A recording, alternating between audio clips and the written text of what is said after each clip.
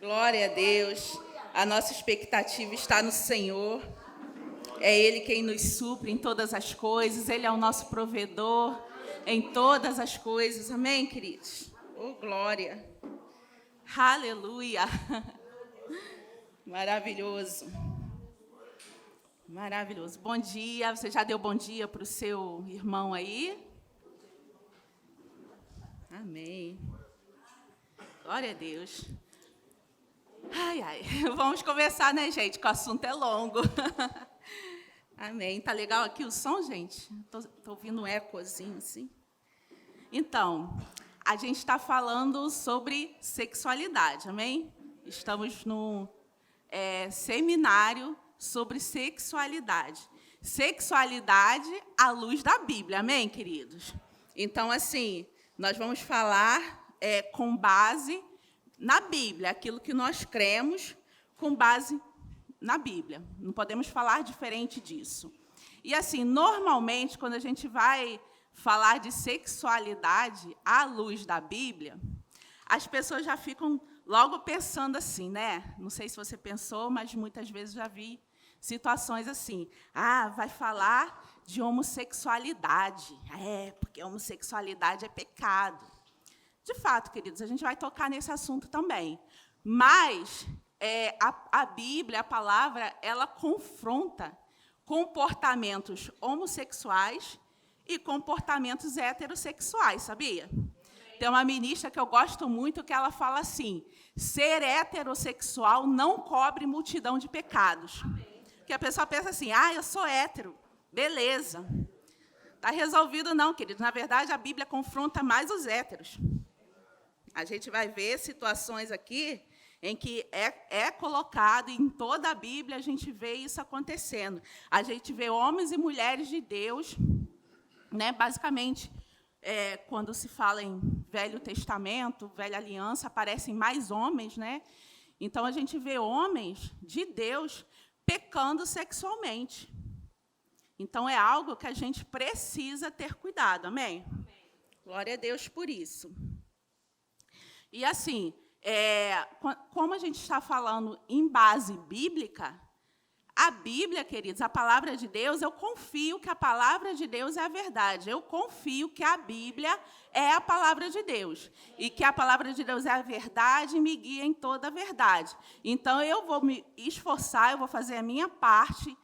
E se esforçar é até um termo, assim, porque, na verdade, nós já temos o Espírito Santo dentro de nós. Amém? Nós temos uma graça que nos apoia e nos ajuda a viver esses princípios. Amém? Agora, se eu não confio, se eu não creio que a palavra de Deus é verdade, também a pessoa que não crê dessa forma é livre para viver a sua sexualidade da forma que quiser. Amém, gente? No Brasil, no nosso país, nós temos liberdade de fé e temos também liberdade sexual, por assim dizer. No Brasil, ser homossexual não é crime. Quem quiser seguir, eu não creio na palavra, eu acho que isso aqui não é para o nosso tempo, eu não creio, quero seguir a homossexualidade. Beleza, não tem problema nenhum, no sentido, no contexto civil. Amém? Agora, nós não cremos que, dessa forma, a pessoa está vivendo de acordo com os padrões da Bíblia. Amém? Glória a Deus por isso. A gente já viu... não vou falar tudo que Marcelo, né, que o pastor falou semana passada, mas a gente já viu o contexto de sexualidade que foi colocado. Então, é importante assistir a ministração anterior, que vai ser colocada hoje nos nossos canais. Então, assim, a ministração anterior já foi falado do contexto de sexualidade. E eu só vou dizer aqui que sexualidade não é apenas sexo. Normalmente, quando se fala de sexualidade, se traz para relações sexuais, o contexto de sexo propriamente dito, né? A gente viu que sexualidade é um conjunto de características inerentes à personalidade de cada ser humano. A forma como o ser humano se relaciona com o ambiente, consigo próprio e com o outro. E é uma energia que motiva a busca por afeto e contato, e não apenas de forma sexual, esse afeto e esse contato. A gente viu também que, com a queda, se a sexualidade é a forma como a gente vê o mundo, como a gente se relaciona, na queda, todos os nossos relacionamentos caíram. Caiu o nosso relacionamento com Deus, caiu o nosso relacionamento conosco, caiu o nosso relacionamento com o ambiente, caiu o nosso relacionamento com o outro. E aí, Deus mesmo providenciou a solução, enviando Jesus, amém? E aí, Jesus é a solução dos problemas. Aquela nossa identidade que foi perdida no Éden, a natureza do homem, criado à imagem e semelhança de Deus, que foi perdida no Éden, foi resgatada em Cristo. E nós somos novas criaturas, amém? Todo aquele que recebeu Jesus como Salvador da sua vida é uma nova criatura, vive uma nova realidade e precisa ter ações condizentes com a sua nova realidade. Amém? E aí a gente entra num certo problema, por assim dizer, porque às vezes as pessoas, em todos os aspectos, não somente em relação à sexualidade, quando nascem de novo, né, aceitou Jesus, nasceu de novo, a gente aprende que a gente é espírito, possui uma alma e habita um corpo. E aí, quando a gente nasce de novo no espírito. O nosso espírito é vivificado, recebe a vida de Deus. Agora nós somos salvos. Se alguma coisa acontecer e a gente morrer, por assim dizer, porque as pessoas pensam em salvação só mais no contexto de morrer e ir para o céu, e a gente sabe que salvação não é apenas isso, mas é viver o melhor de Deus aqui na terra. Mas se acontecer da pessoa, nasceu de novo, ela automaticamente, ela morreu, ela é salva, ela vai estar com o Senhor, amém? Agora, a nossa mente, ela precisa continuar sendo renovada pela palavra. E o nosso corpo, esse aí só vai ser salvo no arrebatamento, quando a gente receber um corpo glorificado. Enquanto esse corpo não é glorificado, ele sempre vai ter uma tendência para o pecado. Só que a parte boa é que o nosso espírito e a nossa mente, alinhados à palavra, vão conseguir conter esse corpo. Amém? Então, é comum as pessoas levarem para dois extremos, quando são salvas, quando nascem de novo. Algumas igrejas, alguns líderes ensinam de forma assim, não equilibrada. Ou a pessoa se torna legalista, no sentido assim, a pessoa chegou na igreja, nasceu de novo, veste ele de crente, bota uma roupa de crente nele. E agora sim, você está vestido de crente, você vai andar como crente. Mas a mente não foi renovada. A palavra não está sendo gerada nele. Né? Cristo não está sendo formado nele. E aí o que acontece com essa pessoa? Por um tempo, ela consegue se disfarçar de crente. Entende o que eu estou dizendo? Mas, na primeira oportunidade, ela enfia o pé na jaca, joga tudo fora. Aí, no dia seguinte, você vê a irmãzinha do saião e do coque lá na rua, no baile funk, com shortinho, com roupinha curtinha. Você já viu isso acontecer? Acontece. Por quê? Porque não foi gerado a mente de Cristo naquela pessoa. Amém?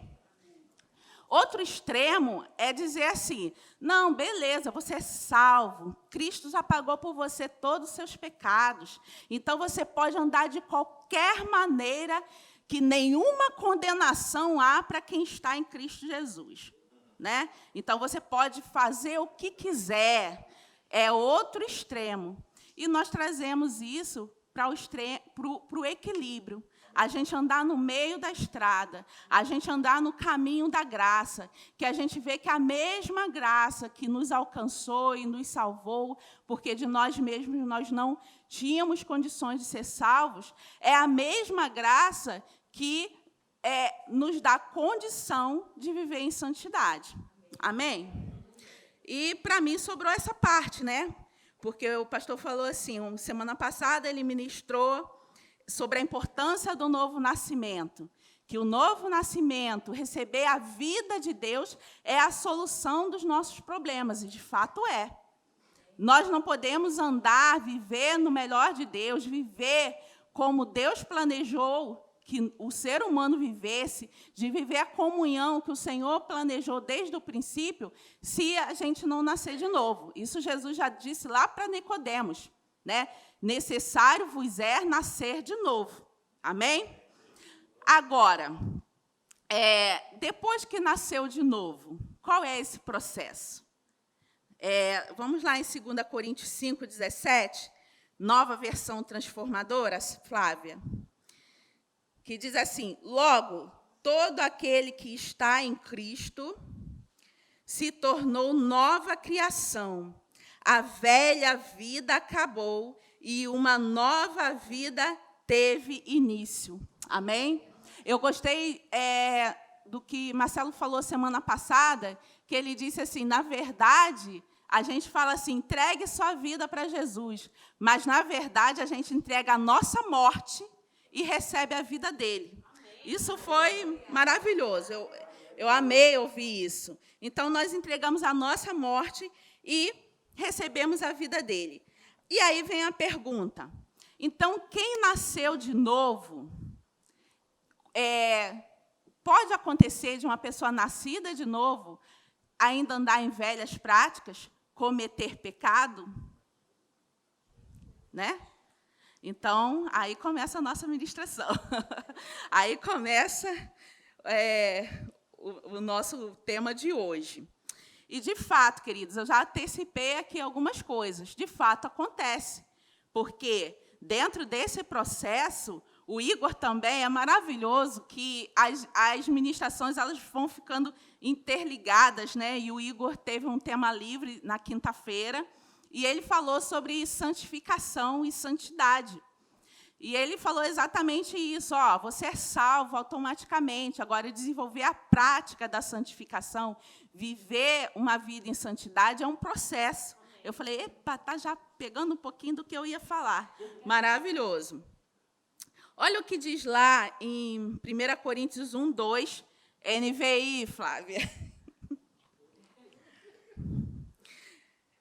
A igreja de Deus que está em Corinto, aos santificados em Cristo Jesus. Veja aí que Paulo, escrevendo aos Coríntios, ele já diz assim, aos santificados. Ele não diz aqueles que vão ser santificados. Ele diz que eles já são santificados. E chamados para serem santos, juntamente com os que, em toda parte, invocam o nome do Senhor Jesus Cristo, Senhor deles e nosso. E eu gosto desse pedaço que ele diz assim, aqueles que em toda parte. Amém? Você concorda que isso envolve a gente? Amém. Amém, glória a Deus. Então, Senhor deles e nosso. Então, se a gente lê a carta de 1 Coríntios, a gente vê que aquela igreja ela tinha sérios problemas, né? Sérios problemas de comportamento. Ela tinha problemas de relacionamento, tinha contenda, tinha um querendo ser melhor que o outro. Tinha muito problema mesmo, muitas questões, inclusive imoralidade sexual. E, mesmo assim, Paulo diz que eles foram santificados. Percebe? Percebe? Então, quer dizer que alguém santificado pode ainda ter práticas que não são relacionadas a essa santificação, que não combinam com a nova natureza. Então, beleza, isso quer dizer que a gente pode viver ao léu. Então, se Coríntios fazia isso e era santificado, então quer dizer que a gente pode viver de qualquer maneira? Não. Tanto que Paulo escreve uma carta dura, corrigindo os coríntios nessas questões. Ele não diz, beleza, gente, vocês são santificados, agora continua aí fazendo tudo que vocês estão fazendo, que o mais importante vocês já têm, a salvação, vão morar no céu. Ele não diz isso. Ele começa a corrigir de forma pesada. Quando a gente lê lá 2 Coríntios, Paulo diz que escreveu aquela carta com lágrimas, chorando. Então, é algo sério, amém? Aleluia. Aleluia. Então, eu já falei aqui que a santificação para a salvação ela é automática. Agora, desenvolver uma vida de santidade é através do nosso relacionamento com a palavra e com o Espírito Santo. Amém? Então, à medida que nós vamos nos relacionando com Deus, com a sua palavra, amém? Com o Espírito Santo, à medida que a gente se consagra ao Senhor, a gente vai desenvolvendo essa santidade. A gente vai vivendo, vai aprendendo a viver de acordo com aquilo que o Senhor preparou para nós. E aí, aquela mudança, em vez da gente fantasiar o pavão, em vez da gente vestir a pessoa de crente, por assim dizer, aquela mudança ela vai se externando gradativamente. Vai mudando, conforme a gente se alinha à palavra, conforme a gente se dedica à palavra, conforme a gente crê que a palavra é o nosso manual e que eu posso viver de acordo com a palavra, amém? Tendo a ajuda do Espírito Santo, porque quem seria nós se não fosse o Espírito Santo? De nós mesmos nós não podemos nada. De nós mesmos nós só teríamos morte, mas recebemos a vida de Deus. E aí, à medida que a gente se envolve no espiritual, aquilo que aconteceu por dentro vai aparecendo por fora. E aí o nosso jeito de falar, de pensar e de agir muda. Não é? E aí você encontra as pessoas na rua e as pessoas dizem assim, você está tão diferente, não é? Também é comum, às vezes, a gente encontrar, logo no início, encontrar alguém na rua e a pessoa dizer, é crente, e nem parece. É crente, não. Mas, queridos, à medida que a gente se envolve, o exterior muda porque o interior mudou. A gente não precisa fantasiar a pessoa. Amém? Nem dar uma lista, por assim dizer, pode isso, faça aquilo.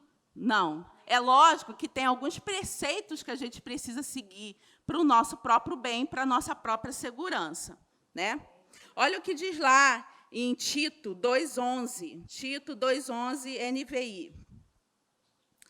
Diz assim,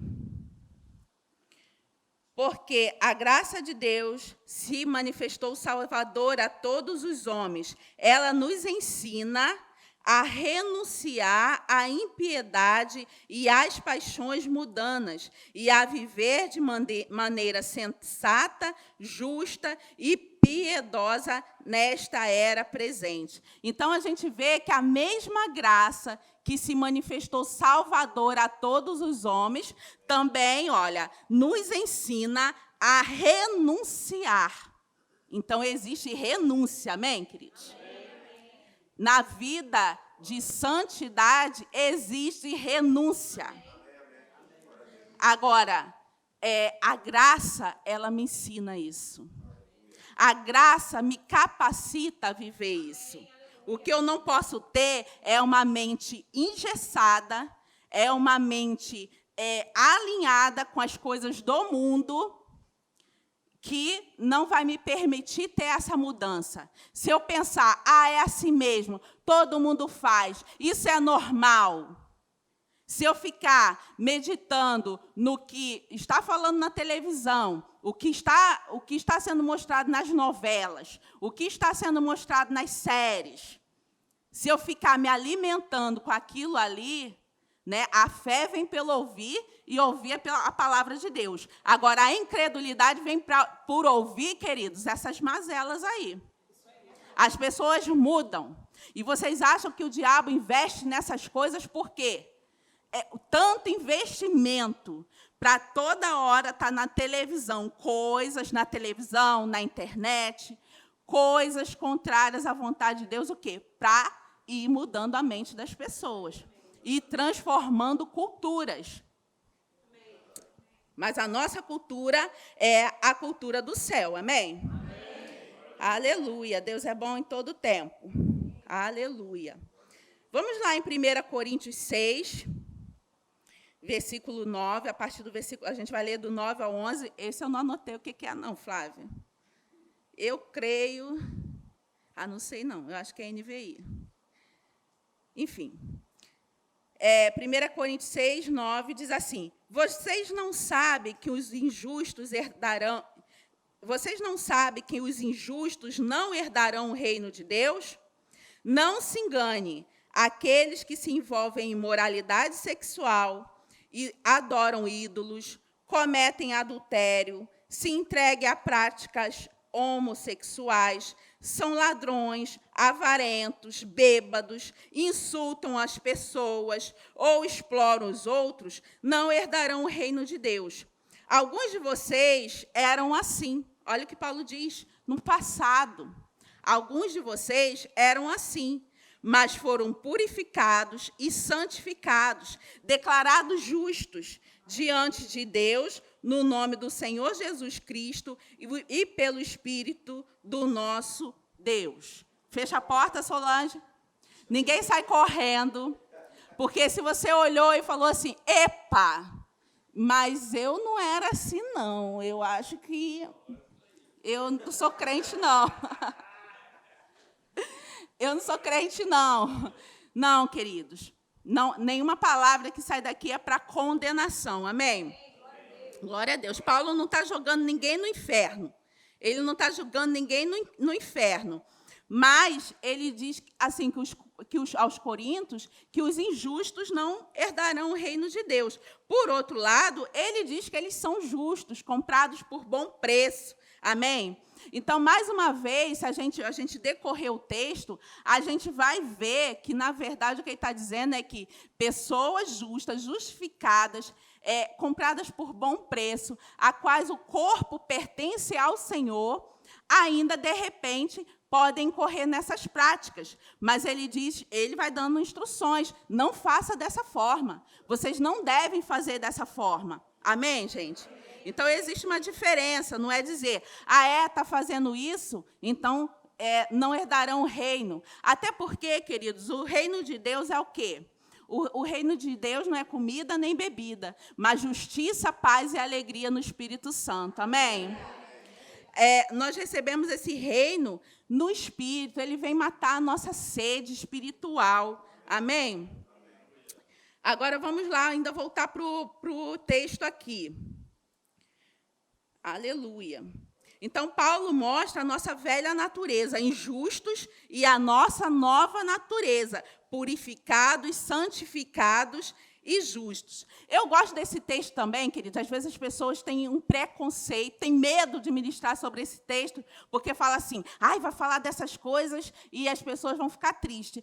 É interessante, queridos, porque, assim, nesse texto, Paulo coloca tudo no mesmo saco, você vê?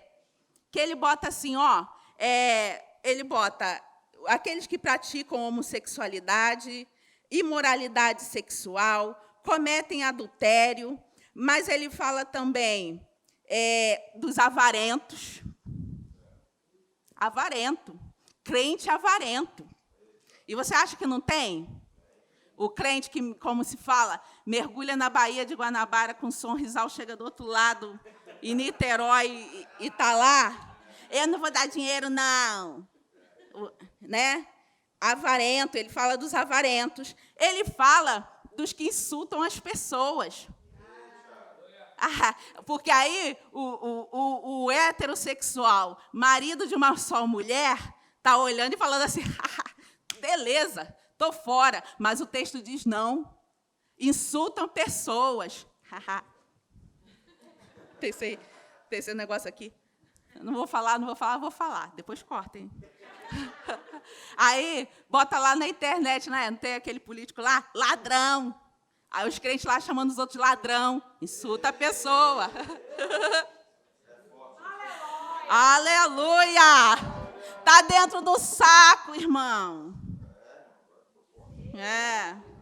Aí o outro, fascista.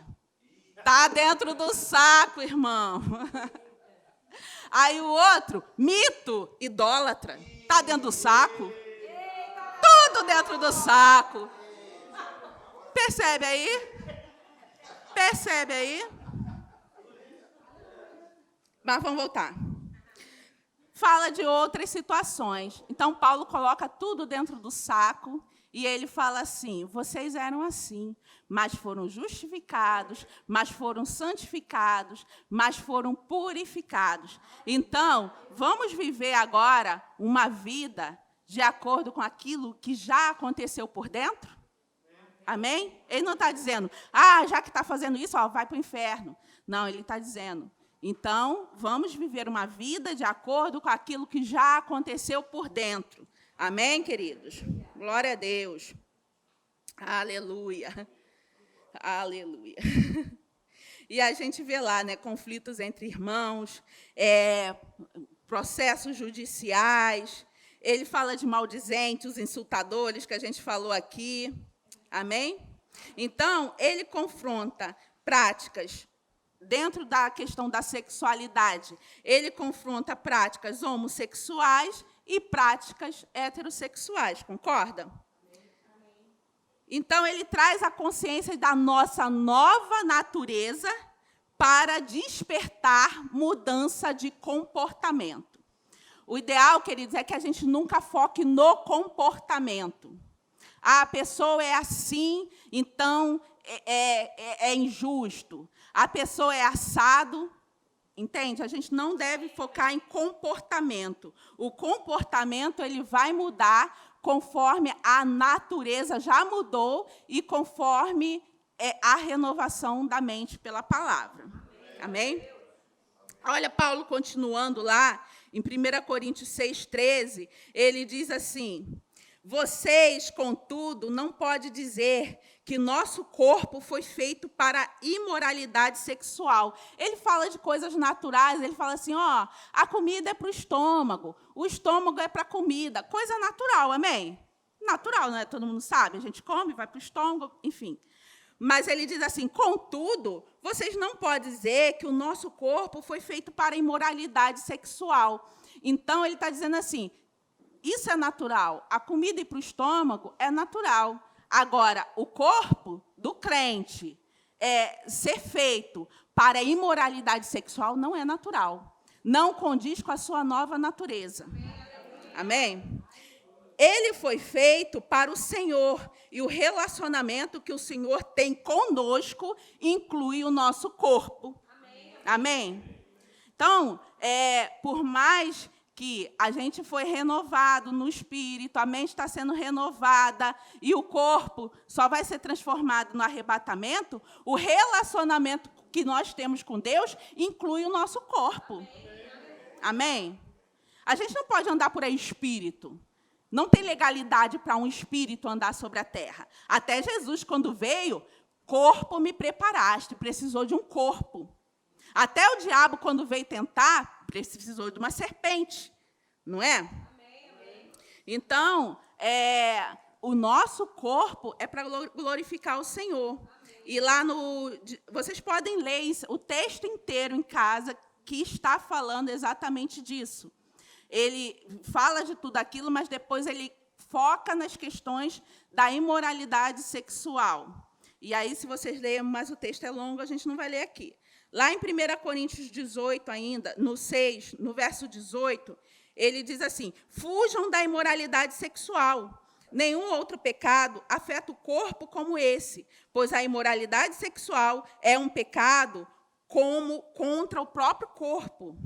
Vocês não sabem que seu corpo é templo do Espírito Santo, que habitam em vocês e lhes foi dado por Deus? Está vendo aí?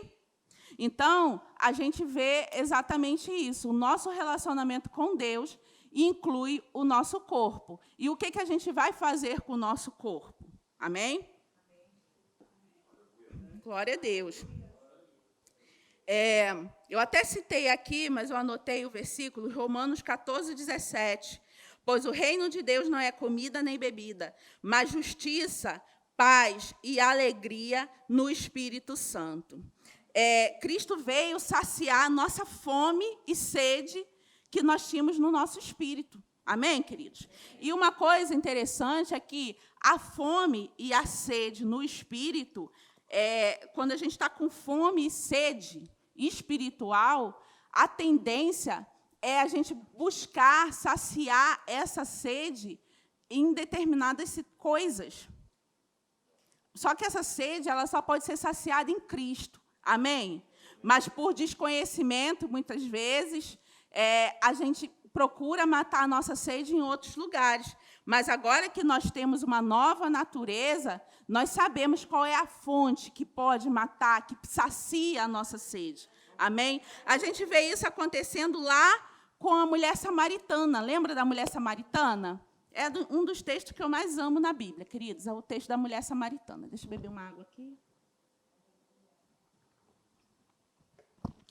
Aquela mulher, né, Jesus encontra com a mulher no poço, que vai meio-dia pegar água naquele sol quente, porque ela não quer encontrar com ninguém, porque aquela mulher ela é excluída socialmente, ela é excluída por ser mulher naquele tempo, embora que nesse nosso tempo ainda existam algumas situações, mas ela é excluída por ser mulher, ela é excluída por ser samaritana, que é um povo mestiço, e ela é excluída por ter má fama. E, à medida que aquela mulher vai conversando com Jesus, a gente vê que ela tem sede de Deus. Porque, quando Jesus revela para ela a vida dela, ela não pensa mais nela. Ela fala assim, Senhor, o Senhor é profeta, então onde a gente deve adorar? Olha só, uma mulher excluída, uma mulher de má fama, uma mulher que já tinha tido vários homens. E ela não fala, não, ela fala, aonde a gente vai adorar, então? E aí Jesus fala para ela, dá uma palavra maravilhosa que diz, está chegando o tempo, e já é, em que os verdadeiros adoradores adorarão em espírito e em verdade. E aquela mulher sai correndo para anunciar, encontrei o Messias. A realidade daquela mulher é mudada. Mas, antes disso, Jesus fala para ela assim, olha, eu tenho uma água para beber, que se você beber dela, eu tenho uma água que se você beber, nunca mais você vai ter sede. E ela confronta um pouquinho ali, argumenta com Jesus, mas, por fim, ela fala, me dá essa água, que eu não quero mais vir aqui no poço tirar. Eu não quero mais vir meio-dia, porque eu não posso ver ninguém. As pessoas me condenam. Eu não quero ficar vindo aqui meio-dia. Me dá essa água, que aí eu não preciso mais vir aqui nesse poço tirar com a minha vergonha. Maravilhoso isso, gente. O que Jesus faz... Fala para ela, eu tenho vergonha, eu não quero mais vir aqui no poço. Ela está mirando naquilo ali, naquela circunstância dela ali, difícil, condenada. Aí Jesus fala assim, vai, chama seu marido e vem. Aí ela diz, não tenho marido. E ele fala assim, é verdade, você já teve 5 maridos. E o que você hoje tem, nem seu marido é. Então, aquela mulher que a gente vê que tem uma sede... Ela tentava saciar a sede dela em relacionamentos sexuais, em homens. E, às vezes, isso acontece ainda nos dias de hoje. E isso pode acontecer por uma falta de entendimento até com quem é crente nascido de novo. Hoje está chegando entendimento, amém, queridos? A sua sede, o Senhor já saciou em Cristo. Amém? O que você precisa fazer? Beber dessa água, porque quem beber nunca mais terá sede. Amém? Glória a Deus. Aleluia. E por que uma vez a gente sabendo isso, uma vez a gente nascido de novo, queridos, por que ainda é tão difícil deixar práticas sexuais que divergem da palavra? Porque há de convir, não é fácil. Chegar aqui e dizer, é fácil, você pode, você consegue, não vai sentir nada, não vai doer, é mentira. Dói. Dói.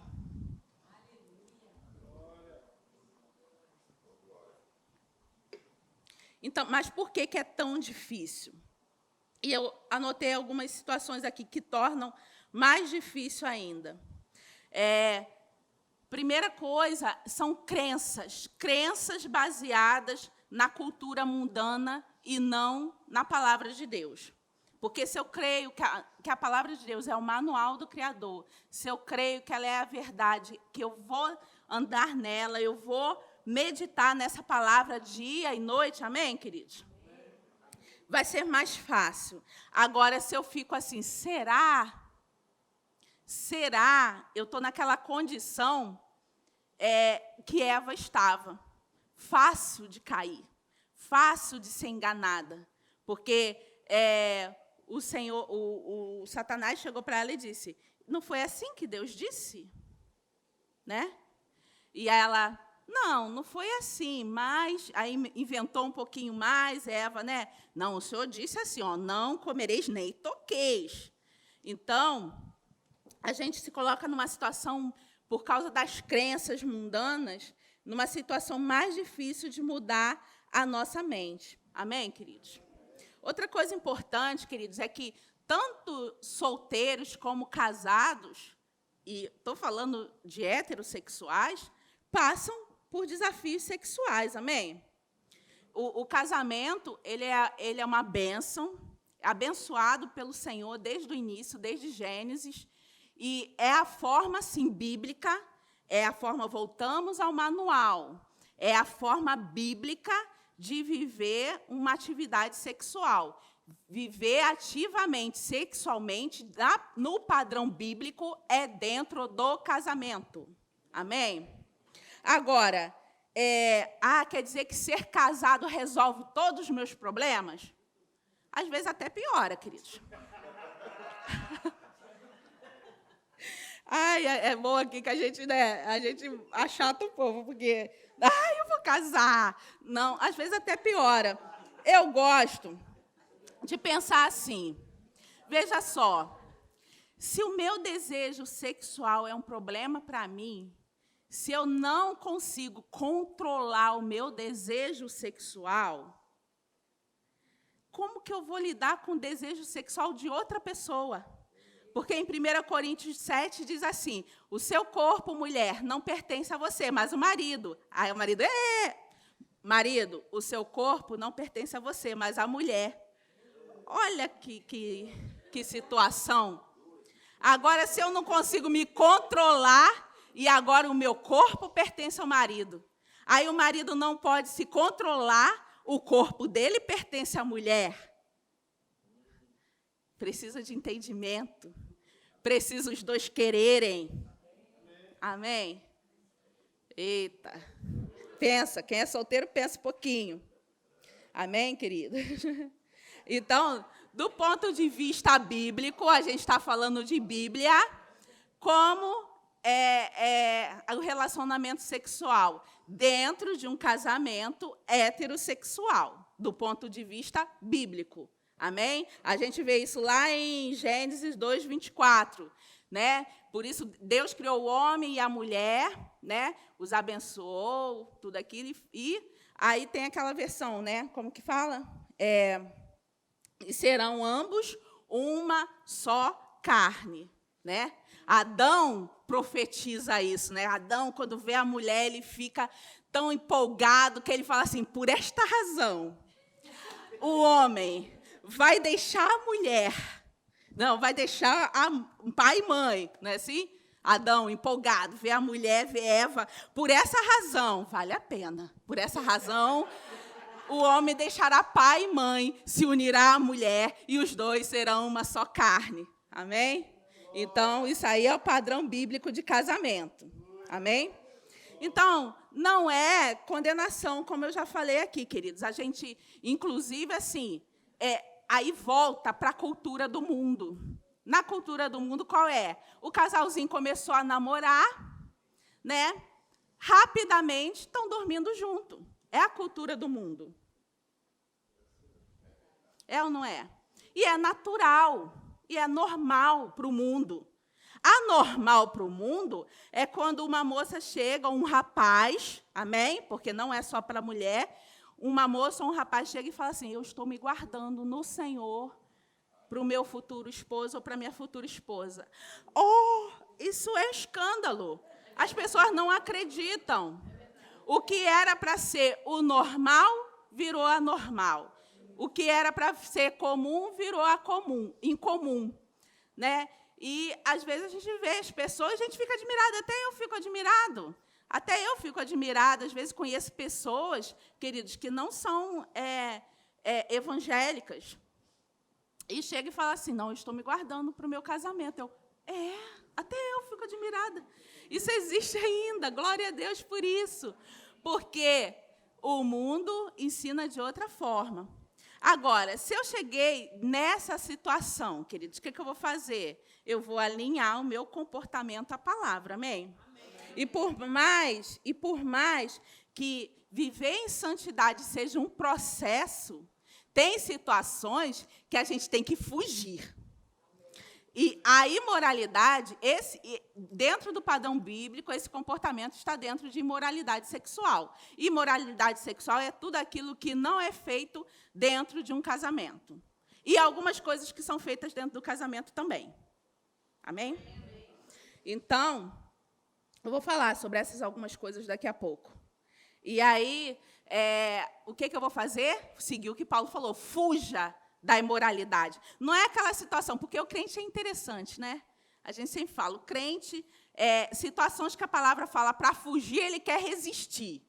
E situações que fala que quer resistir, ele quer fugir. Né? Como que é? Resista ao diabo. Resista ao diabo. Ou seja, o diabo está falando ali, vai, você resiste, e ele fugirá de vós. Aí o crente vê o diabo, foge, mete o pé. Tem um diabo ali, ó, mete o pé. Aí, fuja da imoralidade. Aí o crente está lá, vou ver só um pouquinho, ó, eu me controlo, só um pouquinho. Ou então está lá namorando, só um amassinho, mais um pouquinho, ó.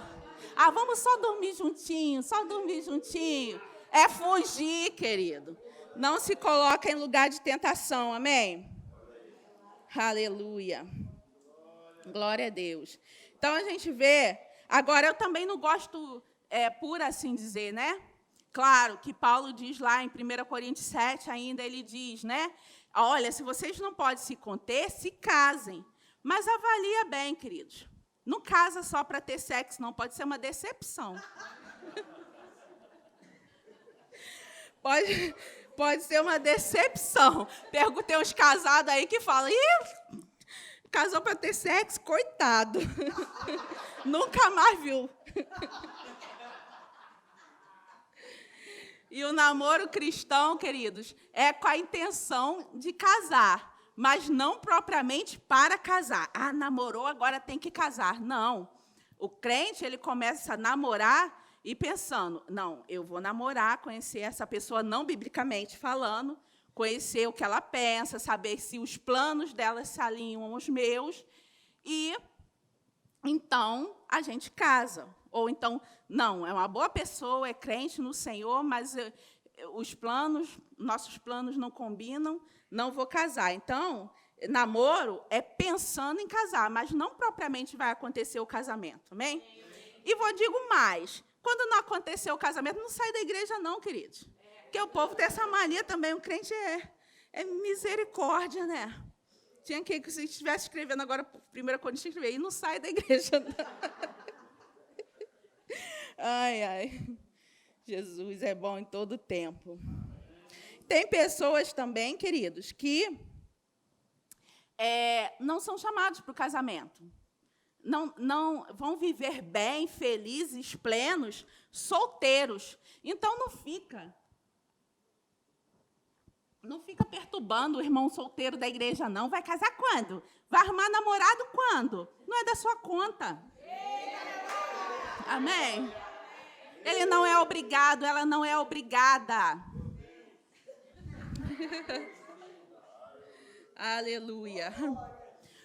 Outra prática comum, dada como comum no nosso tempo, mas que, de acordo com a palavra, é pecado, é pornografia, masturbação.